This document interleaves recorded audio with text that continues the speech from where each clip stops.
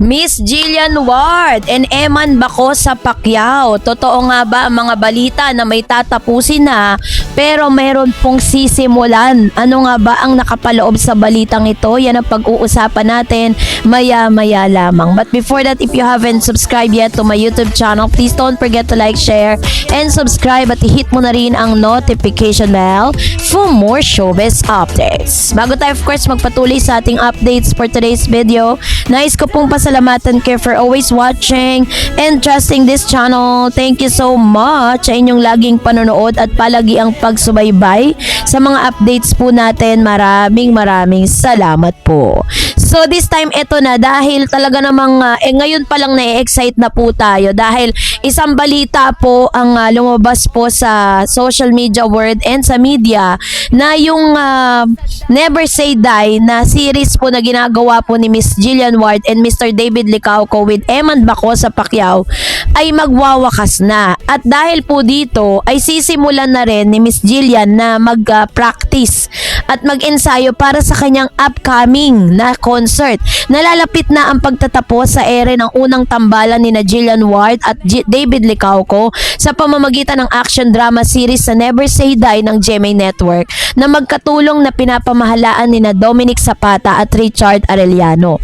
Since magtatapos na ito, ang Never Say Die, magkakaroon naman ng time si Jillian na harapin ang paghahanda para sa kanyang nalalapit na first solo concert ever na nakatakdang ganapin sa New Frontier Theater sa darating na July 31st, 2026 sa ganap na ikawalo ng gabi. So, bukod kay Jillian at sa magdidirect ng kanyang concert na si Marvin Caldito, wala pang ibang detalye na ibinabahagi na may kinalaman sa unang concert ng Kapuso singer-actress. Marami tuloy ang fans si Jillian ang nagtatanong kung magiging special guest ba. Eto na. Magiging special guest din ba ni si Mr. Big Guy sa kanyang first concert?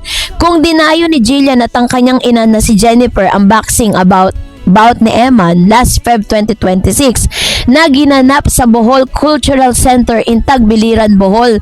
Inaasahan na hindi rin mawawala si Mr. Big Guy sa kanyang concert. Although wala pa namang pag-amin na nagmumula-mula sa kanila as sa real status, botong-boto naman ang ama ni Eman sa dalaga. O ito ha, ang people champs at boxing icon na si Mr. Manny Pacquiao. At nabanggit ni Eman na nag-focus muna siya sa plano ng Panginoon ngayon at hindi niya muna priority ang love life. So yun yung kanyang sinasabi dito. Pero inaasahan po ng marami na pagkatapos po nitong kanya pong series na Never Say Die ay mapapanood na natin ang ilan sa mga behind the scene videos and photos na ilalabas po ng Jemmy Sparkle of course at ni Jillian Ward patungkol sa kanyang upcoming solo first ever concert na magaganap this year 2026. Sabi po dito, ito ay magaganap ng ngayong May, alam ko po ngayong May to So, July 31, 2026 magaganap siya. So, wala pa pong binilalabas sa detalye kung saan kayo pwedeng magpa-reserve ng tickets, kung sino-sino yung kanyang mga inaasahan natin na dadalo. Pero, isa lang po yung ina-assure ko sa inyo na hindi dyan mawawala si Mr. Eman Bacosa Pacquiao, diba? Wala man po siya or hindi man siya mag-guest or hindi man siya mag-perform, pero alam ko pong nandyan din si Eman kasi syempre, alam nyo na, dahil sila po yung talagang pinag-uusapan ngayon. So, imposible na hindi isama sa lineup yan ng GMA Sparkle kasi pang invite yan para sa lahat ng mga Jillman or M-Jill fan, 'di ba? Na umaasa tayo na isasama siya sa lineup, 'di ba? Concert naman 'yon. At alam kong maraming mga revelasyong lalabas diyan pagkatapos ng concert. So, kasabay nito, malungkot man kasi parang feeling ni Jillian kasi may mga pinost po siya sa kanyang IG account na parang nalulungkot siya sa pagtatapos ng series kasi parang naging pamilya sila. Tapos kung kailan naman pumasok na si Mr. Eman Bacosa Pacquiao dun po sa eksena, dun pa magtatapos. Ngayon ang tanong natin, 'di ba? Pagkatapos po ng serye na ito, is si Mr. Eman ba ang makakatuluyan ni Jillian? Kasi si Mr. Kim Jisoo po magkakaroon na siya ng panibagong proyekto na Love Siargao. Kasama niya doon si Nadine Lustre, tsaka si Mr. Alden Richards. Tapos kasama din si Kaylin Alcantara na parang magkakaroon ng love triangle doon. Si Kim Jisoo kay Kaylin, tapos si Mr. Alden Richards naman kay Nadine Lustre. So yun yung kanilang love team. Kaya naman medyo umexit na ng mas maaga si Kim Jisoo. Tapos ngayon, ito naman si Jillian ay yun, medyo malungkot sa part niya kasi nga 'di ba parang ang dami niya nakasama doon. Tas sabi nga ng mga bashers ni Jillian is ang daming collab team ni Jillian doon sa Never Say Die. Pero ang maganda dito is pinatunayan nila na talagang may nanonood pa rin sa Free TV kasi ang taas ng kanilang rating. So nandun po sila sa third spot out of 10 na mga programa na napapanood sa Free TV. Nandun sila pinakatatlo, 'di ba? At hindi po biro 'yun kasi alam naman natin na sa panahon ngayon, maraming mga netizen at maraming mga viewers na mas pinipiling manood sa mga streaming platform kesa po sa Free TV. Alam po kasi ng mga network na mas malaki ang bayad, no? Mas malaki ang bayad ng mga advertisers kapag naglalabas sila ng mga advertisement or commercial sa television kaysa sa social media. Bigyan ko lang kayo ng figures kasi sa social media kasi kapag po may mga ads dyan, hindi naman talaga ganun kalaki ang kinikita. 'Di ba? Hindi unlike sa Free TV kasi hindi mo kasi mai-skip ang ads diyan eh.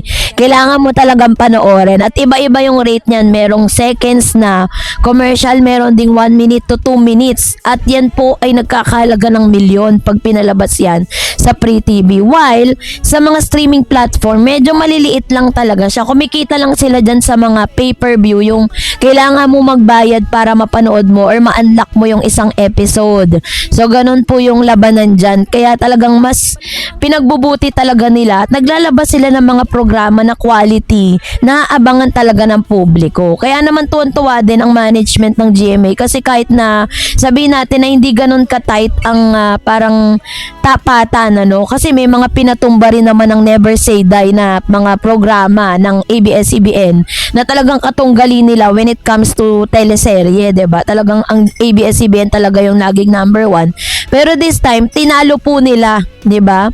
At nakuha nila yung 100% viewers ng Free TV. Kaya naman medyo nakakalungkot sa part ng mga actors and actresses na matatapos na nga siya as early as they can. Parang laglas po lang po siya ng 3 to 6 months, parang ganun.